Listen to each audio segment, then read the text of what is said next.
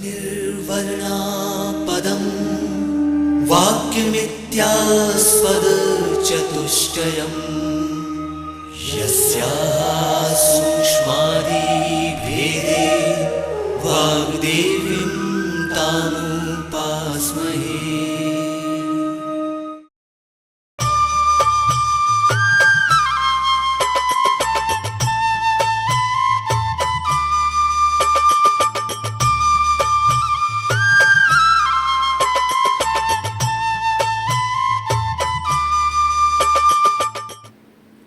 नमस्कार, मैं डॉक्टर वरलक्ष्मी इंद्रकांति। आज हम नए विषय के साथ आपके समक्ष उपस्थित हैं। Pedagogy of teaching Hindi SECM 01 course code है जिसका B4 पार्ट 4 यानी। और हम आज यूनिट 1 में जो है देखते हैं भाषा का प्रत्यय और उपयोगिता। सबसे पहले हम ये देखते हैं कि जो भाषा अधिगम के मुख्य उद्देश्य क्या हैं। सबसे पहले हम ये जानेंगे कि भाषा का अर्थ क्या है, फिर भाषा की उपयोगिता, भाषा के प्रकार, भाषा का महत्व, भाषा का प्रत्यय और उपयोगिता व्याकरण के अनुसार, फिर भाषा में प्रत्यय का महत्व एक भावपूर्ण दृष्टिकोण, भाषा का प्रत्यय अर्थात सार क्या है, सारांश प्रत्यय का महत्व, प्रत्यय के प्रकार, प्रत्यय की उपयोगिता, निष्कर्ष और अंत में हम कुछ महत्वपूर्ण प्रश्न हैं जिनके बारे में चर्चा करेंगे। इसके साथ साथ हमने संदर्भ सूची भी दी हुई है जिसके अनुसार आप चाहें तो एक्स्ट्रा रीडिंग के लिए संदर्भ सूची को आप देख सकते हैं। अब हम बात करते हैं कि भाषा क्या है। भाषा वह साधन है जिसके द्वारा हम अपने विचारों को व्यक्त कर सकते हैं और इसके लिए हमें वाचिक ध्वनियों का प्रयोग करते हैं। सबसे पहले हम ये देखते हैं कि भाषा के प्रकार कौन से हैं। सबसे पहला हो गया मौखिक भाषा, फिर आता है आपका लिखित भाषा और तीसरा आता है सांकेतिक भाषा, जो कि हम स्पेशल लोगों के रेफरेंस में उसका उपयोग करते हैं। अब भाषा एक अभिव्यक्ति का साधन है जिसके द्वारा मनुष्य अपने विचारों, भावनाओं और अनुभवों को एक दूसरे तक पहुंचाता है और भाषा का प्रयोग विभिन्न प्रकार के कार्यों के लिए किया जाता है, जैसे कि संवाद करना, सीखना और सांस्कृतिक ज्ञान को साझा करना इत्यादि। ऐसे बहुत सारे साधन हैं। कुल मिलाकर हम ये जानते हैं कि भाषा अभिव्यक्ति का एक सशक्त माध्यम है। भाषा मानव अभिव्यक्ति में सबसे सशक्त माध्यम तो है ही, पर इसकी जो शब्द होते हैं वो भाषा की बुनियादी इकाई है। अब आप देखेंगे कि शब्दों का निर्माण ध्वनियों और वर्णों के संयोजन से होता है, परंतु किसी भी भाषा में शब्दों को नया अर्थ, रूप देने, अर्थ विस्तार करने और भाव व्यक्त करने का मुख्य कार्य प्रत्यय करते हैं। प्रत्यय शब्दों के ऐसे सूक्ष्म घटक हैं जो शब्द के अंत में जुड़कर उसके अर्थ, रूप और प्रयोग में बदलाव लेकर आते हैं। प्रत्यय भाषा के जीवंत विकास का प्रमाण होते हैं। ये बताते हैं कि कैसे एक ही शब्द से अनेक अर्थ और भाव व्यक्त किए जा सकते हैं। सबसे पहले हम ये जानेंगे कि भाषा का अर्थ क्या है। Meaning of language. भाषा को भाष धातु से उत्पन्न माना जाता है जिसका अर्थ है कहना या प्रकट करना। भाषा मनुष्य के विचारों और भावनाओं को व्यक्त करने का एक साधन है। भाषा सार्थक शब्दों का समूह है जो स्पष्ट और समझ में आने योग्य है। अर्थात आप यदि ऐसे शब्दों का उपयोग करते हैं जिनका कि कोई मीनिंग नहीं है, अर्थ नहीं है, ऐसे शब्दों को हम भाषा का हिस्सा नहीं कह सकते हैं, क्योंकि जैसा कि हमने पहले भी कहा है कि भाषा अभिव्यक्ति का सशक्त माध्यम है। सशक्त माध्यम तभी वह बन पाएगा जब हम शब्दों का उपयोग उसी स्थान पर करें जहां पर वह आवश्यक हो।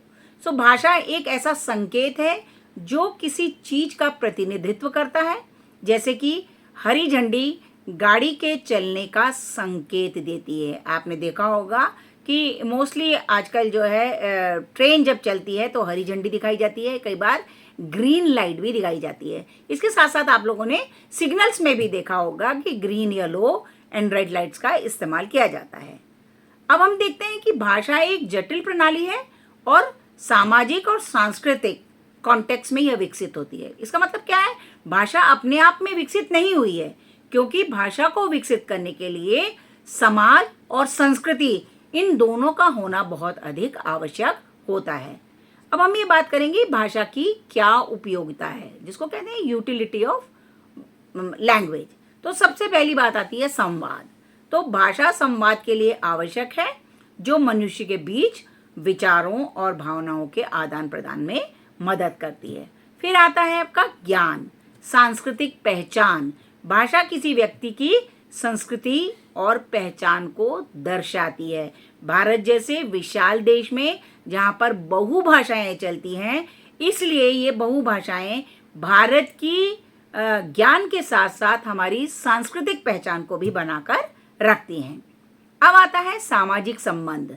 भाषा लोगों के बीच में संबंध बनाने और मजबूत करने में मदद करती है। इसका मतलब है हम अपनी भाषा के द्वारा ही एक दूसरे के साथ संवाद करते हैं, जिसकी वजह से हमारे सामाजिक संबंधों का विकास होता है।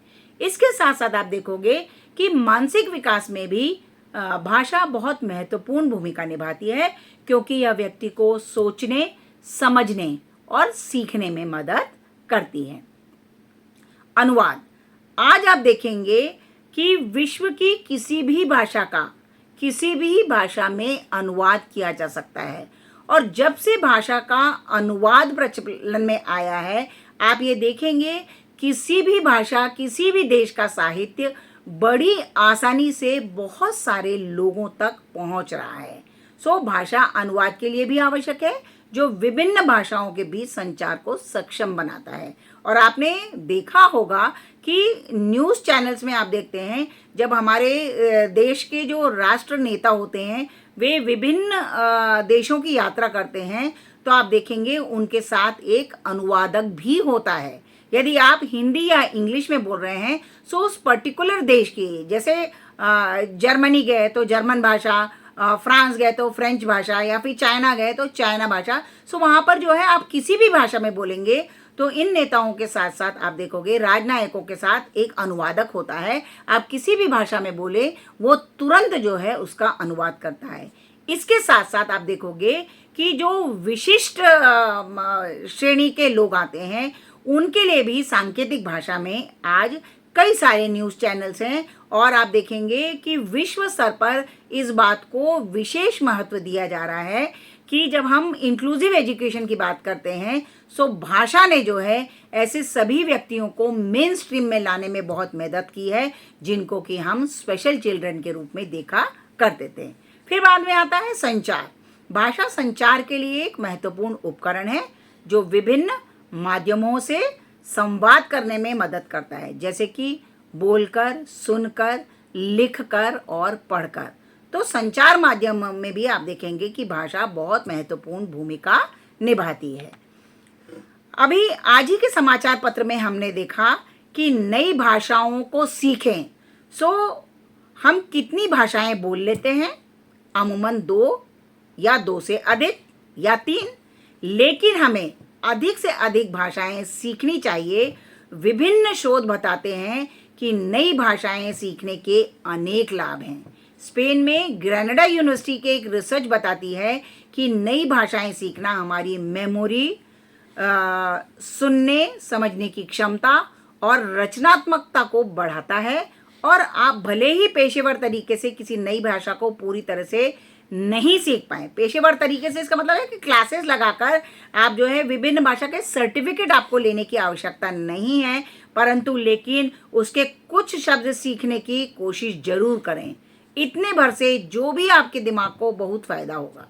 तो आप ये देखेंगे कि छोटे छोटे शब्दों को पूरी भाषा का ट्रांसलेशन या बोलना न भी आए, परंतु यदि आप किसी भी भाषा के कुछ शब्द भी सीख लेते हैं तो उसका फ़ायदा आपको बहुत मिलेगा। और आप किसी भी भाषा के 5 नए शब्द रोज़ सीखने से भी आप इसकी शुरुआत कर सकते हैं। तो ऐसा ये कहा जाता है कि सकारात्मक संकल्प लें कि नई भाषाएं सीखकर अपने शब्द सामर्थ्य को और बेहतर बनाएंगे।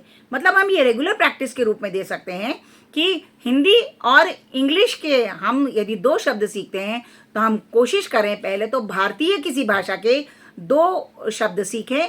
जैसे कि किसी भी विषय में आप सोच लीजिए, आपकी बोली है, आपकी भाषा है, या आपके खाने के जो पदार्थ हैं जैसे चावल है, रोटी, सब्जी, इसको हर विषय में अलग अलग तरीके से शब्दों से बुलाया जाता है। सो आपके दैनिक उपयोग में आने वाली जो वस्तुएं हैं उन वस्तुओं के नाम आप विभिन्न भाषाओं में आसानी से सीख सकते हैं।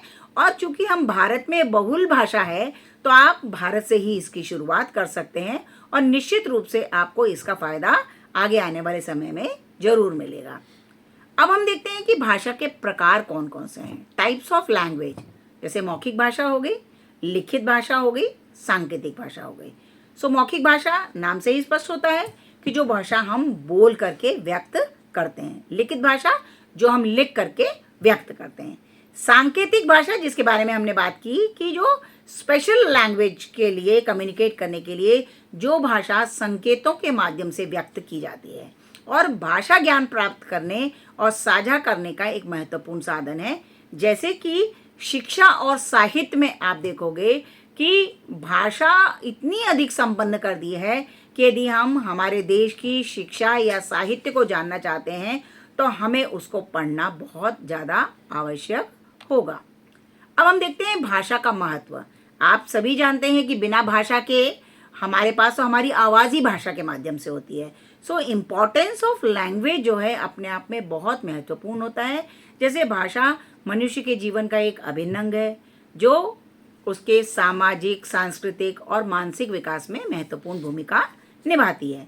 और भाषा के बिना मनुष्य के विकास की हम कल्पना भी नहीं कर सकते हैं। और विशेष तौर से जो हम मानवीय समाज और सभ्यता की प्रगति की बात करते हैं तो आप देखेंगे उस सभ्यता और संस्कृति को आगे बढ़ाने में भाषा ने बहुत महत्वपूर्ण भूमिका निभाई है। और भाषा के माध्यम से हम मनुष्य अपनी संस्कृति, ज्ञान और मूल्यों को जो है हम आगे आने वाली पीढ़ियों तक पहुंचाने की चेष्टा करते हैं। और दूसरी बात यह है कि भाषा दुनिया से जोड़ने के लिए भारत का बैठा हुआ व्यक्ति विश्व के किसी भी देश से अपने आप को जोड़ सकता है, एक दूसरे के साथ संवाद कर सकता है। इसलिए भाषा जो है हमारे संचार के लिए, हमें अपनी बात कहने के लिए एक महत्वपूर्ण साधन के रूप में विकसित हुई है। भाषा का प्रत्यय और उपयोगिता। भाषा के प्रत्यय में हम पहले व्याकरण के संबंध में प्रत्यय की बात करते हैं। तो प्रत्यय क्या है? सो प्रत्यय एक शब्द के अंत में जोड़ा जाने वाला एक या अक्षर समूह होता है जो शब्द के अर्थ को बदल देता है या फिर उस शब्द को एक नए रूप में प्रस्तुत करता है। सो प्रत्यय भाषा की एक महत्वपूर्ण विशेषता तो है ही जो शब्दों का अर्थ बदलता है और इसके साथ साथ उसके रूप को भी बदलने में महत्वपूर्ण भूमिका निभाता है। सो भाषा का प्रत्यय अर्थात सार के रूप में भी हम भाषा को लेते हैं। जैसे भाषा का प्रत्यय यह है कि भाषा केवल शब्दों का समूह नहीं बल्कि मानव मन की अभिव्यक्ति, समझ और संबंध का माध्यम है। सो भाषा का सार यही है कि वह मनुष्यों को अन्य प्राणियों से अलग बनाती है। और क्यों बनाती है? क्योंकि हम संवेदनशील हैं और ज्ञान और विचारों को हम आपस में एक दूसरे के साथ बांट सकते हैं और भाषा हमारी इस ज्ञान और संवेदनाओं और विचारों को बांटने में महत्वपूर्ण भूमिका निभाती है। भाषा का प्रत्यय यानी उसका गहरा अर्थ है और यह है कि मनुष्यता की आत्मा है। सो भाषा न केवल बोलने का माध्यम है बल्कि विचारों, भावनाओं और संस्कारों को जोड़ने की भी एक महत्वपूर्ण कड़ी के रूप में इसका उपयोग किया जाता है। सो भाषा के प्रत्यय के हम कुछ उदाहरण देखते हैं। जैसे जब कोई माँ अपने बच्चे से कहती है तुम थक गए हो, आओ बैठो। इसमें शब्द कम है पर भावना गहरी है। सो यही भाषा का प्रत्यय है जो कि सिर्फ सूचना ही नहीं देता है परंतु संबंध के भाव को भी बताने की चेष्टा करता है। जिस तरह से माँ का एक शब्द जो है कई सारी बातों को दर्शाता है। सो भाषा संवेदनाओं को भी व्यक्त करने में बहुत महत्वपूर्ण भूमिका निभाती है। फिर भाषा में प्रत्यय का एक महत्वपूर्ण या एक भावपूर्ण दृष्टिकोण होता है। जैसे भाषा केवल शब्दों का संग्रह नहीं होती, बल्कि यह हमारी सोच, भावनाओं और अनुभवों को प्रकट करने का माध्यम होती है। और जब हम अपनी किसी बात को कहकर या लिखते हैं तो हम अपने विचारों को साझा करते हैं, तो वहाँ पर भी आप देखिएगा कि हम भाषा का प्रयोग ही करते हैं। और भाषा को आप जितनी अधिक गहराई से समझेंगे, आपको उतनी तेजी से यह समझ में आएगा कि भाषा के भीतर भावों की दुनिया छिपी होती है और इसी दुनिया में बहुत ही छोटा लेकिन इसका बहुत असरदार हिस्सा प्रत्यय कहलाता है। आप देखते हैं चाहे फिल्मी गाने होते हैं, गीत होते हैं, गज़ल होते हैं, शायरियाँ होती हैं, इनमें आप देखिए कि शब्दों के माध्यम से लेखक या कवि जो है कम शब्दों में अपनी बात को महसूस कराने तक की अंदर तक जो है हमारी भावनाओं में एक तरह से आप देखेंगे कि क्रांति सी आ जाती है। चाहे आप स्वतंत्रता संग्राम के समय देखिए, जो पैट्रियोटिक फीलिंग के साथ, जो देशभक्ति के साथ जो गाने बने थे, कम शब्दों में उन्होंने हमारी भावनाओं को अंदर तक झकझोर दिया था। जैसे ए मेरे वतन के लोगों जरा आंख में भर लो पानी, और ऐसे कई सारे गीत और कविताएं हैं जो कि हमारे मानव मन को जो है अंदर से झंझोर कर रख देती हैं, क्योंकि हमारे भीतर जो है वो संवेदनाओं को व्यक्त करने की, संवेदनाओं को जागृत करने की क्षमता भाषा में होती है। सो प्रत्यय, जैसा कि हमने पहले भी कहा कि यह शब्द के अंत में जोड़कर न केवल उसके रूप को बदलता है, परंतु नए शब्द को नया अर्थ देता है, अर्थात एक नए परत को भी उसमें जोड़ देता है। अब भाषा का प्रत्यय या सार क्या है? सबसे पहली बात आती है संप्रेषण। सो भाषा का पहला प्रत्यय यही है कि वह मनुष्य को दूसरे मनुष्य से जोड़ती है। फिर वह सिर्फ शब्दों का आदान प्रदान नहीं, बल्कि मन का भी मिलन करवाती है। फिर दूसरा आता है अभिव्यक्ति। अभिव्यक्ति जो हम अनुभव करते हैं, जो हम सोचते हैं, जो हम महसूस करते हैं, उसे रूप देने में भाषा का काम आता है। तो इसलिए भाषा का प्रत्यय व्यक्तित्व की आवाज भी है। अभिव्यक्ति है ने, जैसे माँ के लिए हमने कहा कि बहुत थक गए होगे, बैठ जाओ बेटा। सो इसमें माँ ने कम शब्दों में एक माँ की भावना को व्यक्त करने की कोशिश की है। सो भाषा संप्रेषण का भी माध्यम है और अभिव्यक्ति का भी माध्यम है। फिर आता है समझ और पहचान। हर भाषा अपने समाज, संस्कृति और सोच की पहचान है, और इसका प्रत्यय है मैं कौन हूं, यह जानने का जरिया है। इसका मतलब क्या है? हर व्यक्ति अपने आप से यह पूछना चाहता है या पूछता है कि मैं कौन हूं। मैं कौन हूं यानी मैं किस समाज से बिलोंग करता हूं, मेरी संस्कृति क्या है, मेरी सोच क्या, मेरी समाज का जो है मेरे परिवार का रिफ्लेक्शन दिखा रही है। ये सब चीज़ें सोचने में व्यक्ति बार बार अपने आप से यह प्रश्न करता है, और हमारी फिलॉसफी भी इस बात पर विशेष जोर देती है कि मैं कौन हूँ और मेरा इस जीवन में आने का क्या उद्देश्य है। ऐसे प्रश्न हमारे मन में कई बार उठते हैं। सो उन सब का समाधान हमारे समाज, संस्कृति, हमारी सोच और हमारी भाषा के माध्यम से हमको इन प्रश्नों के जवाब मिलते हैं। फिर आता है सहभाव। सहभाव एपैथी कहलाता है। भाषा हमें दूसरों की पीड़ा, खुशी और विचार को समझने में सक्षम बनाती है। मान लीजिए आपका कोई साथी दुखी है, सो आप उसके पास जाकर पूछ सकते हैं क्या हो गया, आज आप दुखी लग रहे हैं, सब ठीक तो है, कोई परेशानी तो नहीं है, क्या हम आपकी किसी तरह से मदद कर सकते हैं। तो इस तरह के जो शब्द या भाव होते हैं, सामने वाले को अपने उस दुख के पल से बाहर निकालने में मदद करते हैं। तो अतः जो है ये भाषा जो होती है वह व्यक्ति की भावनाओं को एक दूसरे तक पहुंचाने का बहुत सशक्त माध्यम है। अब मानव समाज में आप देखोगे जैसे जैसे सभ्यता का विकास हुआ, उसके साथ भाषा का भी विकास तेजी से होने लगा। फिर जब लोगों ने अपने विचारों, भावनाओं और जरूरत को व्यक्त करने के लिए नए नए शब्द बनाए, तो शब्द निर्माण की इस प्रक्रिया में प्रत्ययों ने बहुत महत्वपूर्ण भूमिका निभाई है।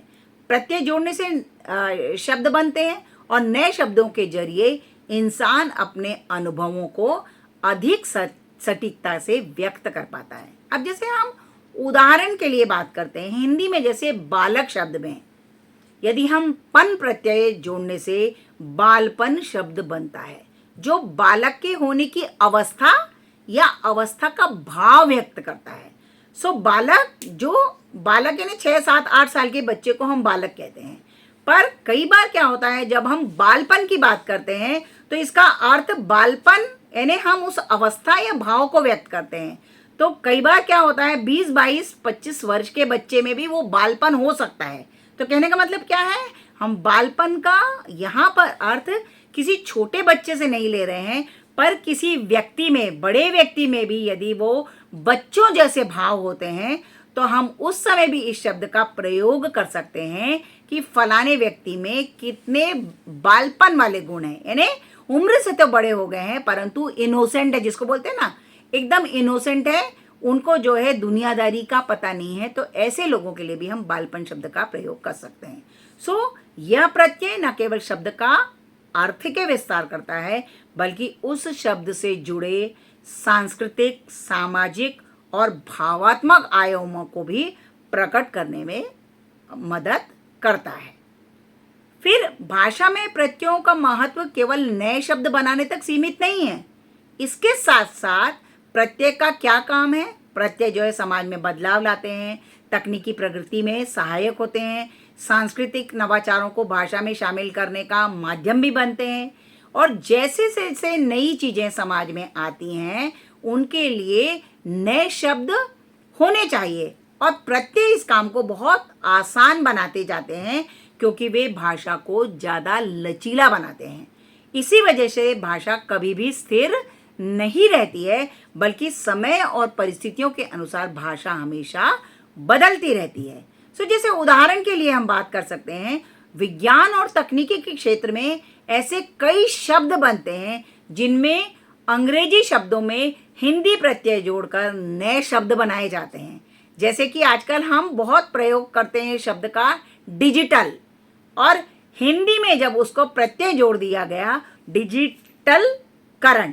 ऐसे आप यदि इस शब्द को तोड़ेंगे तो डिजिटल से आप देखोगे डिजिटल करण, ऐसे शब्दों का जो है हम निर्माण करते हैं।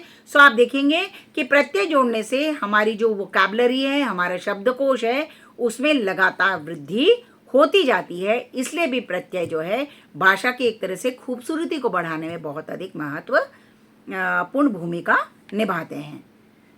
फिर प्रत्यय भाषा के सौंदर्य और अभिव्यंजना को भी समृद्ध करते हैं। साहित्य में जब लेखक या कवि नए नए शब्दों के जरिए विशेष भाव व्यक्त करना चाहता है तो प्रत्ययों की मदद से वह अपनी भाषा को और प्रभावी और आकर्षक बना पाता है।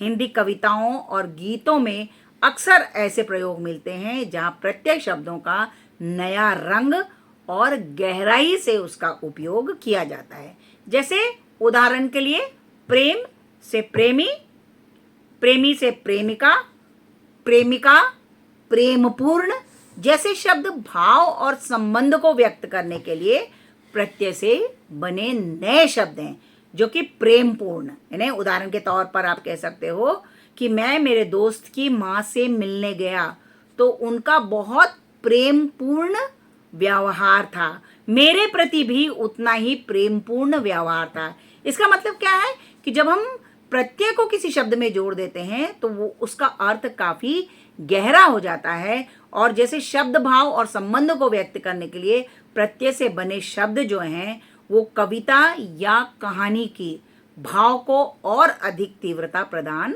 करते हैं। सो प्रत्यय का अर्थ सारांश से भी हो सकता है, जैसे कि सारांश प्रत्यय। सारांश प्रत्यय वे शब्द होते हैं जो किसी विषय या विचार का सारांश या निष्कर्ष प्रस्तुत करते हैं। सो इन प्रत्ययों का उपयोग लेखन या वाचन में किया जाता है ताकि पाठक या श्रोता को मुख्य बिंदुओं को समझने में मदद मिल सके। जैसे कि हम उदाहरण के तौर पर बात करते हैं अंततः, जिसका अर्थ है कि अंत में या निष्कर्ष में। फिर निष्कर्ष जिसका अर्थ है कि किसी भी विषय का सारांश या फिर हम परिणाम की बात करते हैं। फिर आता है संक्षेप में, जिसका अर्थ है किसी विषय का संक्षिप्त विवरण दिया जाता है। प्रश्नों में आपने देखा होगा कि ये बताया जाता है भाषा की उपयोगिता की संक्षेप में व्याख्या कीजिए। तो संक्षेप में यानी आपसे बहुत ब्रीफ में उसका उत्तर जानने की कोशिश की जा रही है। सो कुल मिलाकर जिसका अर्थ है किसी विषय का समग्र दृष्टिकोण, इसका मतलब है कि प्रत्यय जो है अंततः या अंत या निष्कर्ष में यूज किया जाता है। निष्कर्ष के रूप में किसी पाठ या किसी कविता का सारांश या परिणाम के रूप में बात करता है। संक्षेप में यानी किसी लंबे चौड़े 4 विषय को संक्षेप में आप उसके मूल बिंदुओं पर जब आप बात करते हैं सो वो संक्षेप में आप उसकी व्याख्या कर रहे हैं। फिर सारांश के प्रत्यय का महत्व जब आप देखेंगे तो आप इसका महत्व बहुत अधिक है, क्योंकि यह स्पष्टता देता है। जैसे सारांश प्रत्यय पाठक या श्रोता को मुख्य बिंदुओं को समझने में मदद करने में सक्षम है। फिर संक्षिप्तता, सारांश प्रत्यय लेखन या वाचन को अधिक संक्षिप्त और प्रभावी बनाते हैं। जैसा कि हमने पहले उदाहरण दिया था, तुम बहुत थक गए हो, बैठ जाओ। एक माँ अपने बेटे से या बेटी से संवाद कर रही है। सो संक्षिप्तता, बात बहुत छोटी है परंतु छोटे में ही जो है उसका सार बहुत अधिक है, क्योंकि वह उसको प्रभावशाली बना रहा है। फिर समझ, सारांश प्रत्यय पाठक या श्रोता को विषय की गहरी समझ प्रदान करने में मदद करता है। फिर आता है सारांश प्रत्यय का उपयोग करके आप अपने लेखन या वाचन को और अधिक प्रभावी और समझने योग्य बनाने में महत्वपूर्ण भूमिका निभा सकते हैं। फिर हम ये देखते हैं, चूंकि प्रत्यय एक तरह से देखा जाए तो सार भी है और प्रत्यय वे शब्द भी हैं जो हम किसी भी शब्द के अंत में लगाने से उसका अर्थ बदल जाता है। सो जब हम व्याकरण के रूप में देखते हैं सो प्रत्यय के कई प्रकार होते हैं। जैसे प्रत्यय एक शब्द के अंत में जोड़ा जाने वाला एक अक्षर या अक्षर समूह होता है जो शब्द के अर्थ को तो बदल ही देता है, इसके साथ साथ उस शब्द को वो नए रूप में प्रस्तुत करता है, तो उसमें कहला जाता है कृत प्रत्यय। ये प्रत्यय क्रियाओं से बनते हैं और नए शब्द बनाते हैं।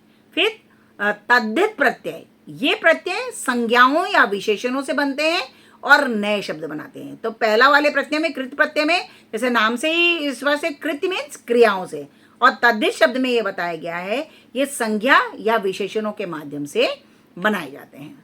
सो इस तरह से आप देखोगे प्रत्यय के प्रकार जो हैं, प्रत्यय को 2 प्रकारों में बांटा गया है। पहला है विभक्ति प्रत्यय और दूसरा आता है व्युत्पन्न प्रत्यय। और इसके आधार पर आप देखोगे कि भाषा के आधार पर प्रत्यय को 3 भागों में बांटा गया है या 3 प्रकार बताए गए हैं। तो संस्कृत के प्रत्यय अलग हैं, हिंदी के प्रत्यय अलग हैं और विदेशी भाषा के प्रत्ययों को अलग अलग विभाजित किया गया है इसमें। सो प्रत्यय की उपयोगिता, जैसे हम पहले भी इस बारे में चर्चा कर चुके हैं कि इसकी उपयोगिता में हमको यही देखना होगा कि इसका उपयोगिता सबसे बड़ी यह है कि ये नए शब्दों का निर्माण करता है और नए शब्दों के निर्माण करने के पश्चात जब हम प्रत्यय शब्द जोड़ देते हैं तो शब्द का अर्थ भी बदल सकता है। फिर अर्थ में परिवर्तन, तो प्रत्येक शब्द के अर्थ को बदलने में जो है प्रत्यय महत्वपूर्ण भूमिका निभाता है। और प्रत्यय की सबसे बड़ी बात यह है कि यह भाषा की खूबसूरती को बढ़ाने में बहुत अधिक मदद करता है और भाषा की समृद्धि में भी आप देखोगे कि प्रत्यय ने जो है भाषा की समृद्धि को बढ़ाने में बहुत महत्वपूर्ण भूमिका निभाई है। जैसे प्रत्यय के यहाँ पर हम कुछ उदाहरण भी दे सकते हैं।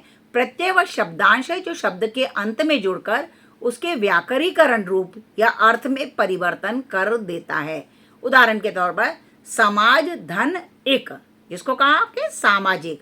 समाज क्या है कि समाज एक एब्स्ट्रैक्ट चीज है और समाज में रहने वाले जो व्यक्ति होते हैं वो सामाजिक रूप से एक दूसरे के साथ जुड़े हुए हैं। सुगंध धन इत, तो सुगंधित, सुगंध चारों तरफ सुगंध फैली हुई है और ये जो मैंने इत्र लगाया है वह बहुत सुगंधित है। सो आपने देखा दोनों के अर्थ में कैसे परिवर्तन आ गए। मीठा, हाँ, आम बहुत मीठा है पर आपकी वाणी में बहुत मिठास है। मीठा धन आस, मिठास। सो आपने देखा कि मीठा और मिठास का अंतर शब्दों का, और शब्दों की सुंदरता तो बड़ी बड़ी पर उसके साथ साथ आप देखोगे कि उनका अर्थ भी बदल गया। जैसे लोहा धन आर, सो लोहा तो अपने आप में एक मेटल है, एक धातु है। लोहार, लोहे का काम करने वाले को जो है लोहार कहा जाता है। देन नाटक धनकार, सो नाटक तो आपने देखा होगा, नाटक जो मंच में किया जाता है, नाटककार यानी उस नाटक को जिसने लिखा है वह नाटककार बन जाता है। जिसे लोहा धन आर को लोहार हो गया, ठीक उसी तरह से आप देखो कि नाटक धनकार को लगाया तो वो नाटककार हो गया। बड़ा धन आई, सो बढ़ाई, तो इस तरह से आप देखोगे। होन धन हार, तो इस तरह से आप देखो होनहार। तो इस तरह से आप देखोगे कि 2 या 3 शब्द जोड़ने से प्रत्यय ने भाषा की खूबसूरती को कितना अधिक बढ़ा दिया, अर्थ में भी परिवर्तन कर दिया और भाषा की खूबसूरती भी बढ़ती चली गई। फिर निष्कर्ष के रूप में हम यही बात कर सकते हैं कि भाषा एक शक्तिशाली उपकरण है जो मनुष्य को संवाद करने, ज्ञान प्राप्त करने और अपने सांस्कृतिक मूल्यों को संरक्षित करने में मदद करता है। और भाषा का उपयोग विभिन्न प्रकार के कार्यों के लिए किया जाता है और यह मनुष्य के जीवन में एक महत्वपूर्ण भूमिका निभाती है। भाषा और प्रत्यय दोनों ही हिंदी भाषा के महत्वपूर्ण पहलू हैं। भाषा विचारों और भावनाओं को व्यक्त करने का एक साधन है, जबकि प्रत्यय शब्दों के अर्थ को बदलने या नए शब्द बनाने में महत्वपूर्ण भूमिका निभाती है। भाषा के बिना हम अपने विचारों को एक दूसरे तक नहीं पहुंचा सकते हैं और ना ही जटिल विचारों को व्यक्त कर सकते हैं। और प्रत्यय जो है भाषा के एक तरह से आभूषण के रूप में उसका उपयोग किया जा सकता है। सो प्रत्यय भाषा को और अधिक समृद्ध और प्रभावी बनाते हैं, जिससे हम शब्दों के विभिन्न रूपों और अर्थों का उपयोग कर सकते हैं। तो आप इस तरह से देखोगे कि हमने पिछली कुछ स्लाइड्स में ये देखा कि प्रत्यय शब्द को जब हम जोड़ देते हैं तो उसका अर्थ बदल जाता है और वह ज़्यादा खूबसूरत हो जाती है। इसके साथ साथ हम देखेंगे कि विषय के सार को या संक्षेप में भी जब हम किसी बात को कहना चाहते हैं तो उसको भी जो है भाषा के प्रत्यय के रूप में बात की जाती है। इसके साथ साथ जो आज हमने इस पाठ के जरिए जो पढ़ने और समझने की कोशिश की है, उसमें सबसे पहली बात थी कि आज का विषय था भाषा का प्रत्यय और उपयोगिता। और आज इस लेसन के माध्यम से, इस वीडियो के माध्यम से हमने जो है भाषा का अर्थ, भाषा की उपयोगिता, भाषा के प्रकार, भाषा का महत्व, भाषा का प्रत्यय और उपयोगिता व्याकरण के अनुसार, और भाषा में प्रत्यय का महत्व जो कि एक भावपूर्ण दृष्टिकोण किस तरह से होता है इसके बारे में चर्चा की। फिर भाषा का प्रत्यय या सार क्या है इसके बारे में हमने चर्चा की। सारांश प्रत्यय के महत्व के बारे में की, प्रत्यय के प्रकार देखे, प्रत्यय की उपयोगिता देखी। अब इन सब विषयों को जब हमने डिस्कस किया डिटेल में, इसके साथ साथ अब हम अंत में देखेंगे कि इस विषय पर या इस टॉपिक पर किस तरह के प्रश्न जो है आ सकते हैं जो कि आपकी परीक्षा की तैयारी के लिए बहुत उपयोगी होंगे। जैसे सबसे पहला प्रश्न यही है, भाषा में प्रत्यय की क्या उपयोगिता है। फिर भाषा के प्रत्यय की 100 उदाहरण परिभाषा लिखिए। फिर प्रत्यय के कौन कौन से प्रकार हैं व्याख्या कीजिए। फिर भाषा की उपयोगिता पर निबंध लिखिए। जो हम विभिन्न प्रश्नों की बात कर रहे थे तो उसमें सबसे अंतिम प्रश्न है, भाषा एक शक्तिशाली उपकरण है जो मनुष्य को संवाद करने और अपने सांस्कृतिक मूल्यों को संरक्षित करने में मदद करता है। इस कथन की उदाहरण व्याख्या कीजिए। आप इस प्रश्न के माध्यम से आपने आज के वीडियो में जिन जिन बिंदुओं पर चर्चा की है, यदि आप उनको ध्यानपूर्वक सुनेंगे तो आप इन प्रश्नों का उत्तर बहुत आसानी से दे पाएंगे। इसके साथ साथ फर्दर स्टडीज़ के लिए हमने, यदि आप कुछ और भी पढ़ना चाहते हैं तो कुछ रेफरेंसेस हैं जिसके माध्यम से आप अपने ज्ञान का और भी अधिक एनहांस कर सकते हैं, अपने ज्ञान को ज्ञानवर्धन कर सकते हैं। इसी के साथ आज का विषय समाप्त होता है और हम अगले वीडियो में किसी नए विषय के साथ आपके समक्ष उपस्थित होंगे। नमस्कार।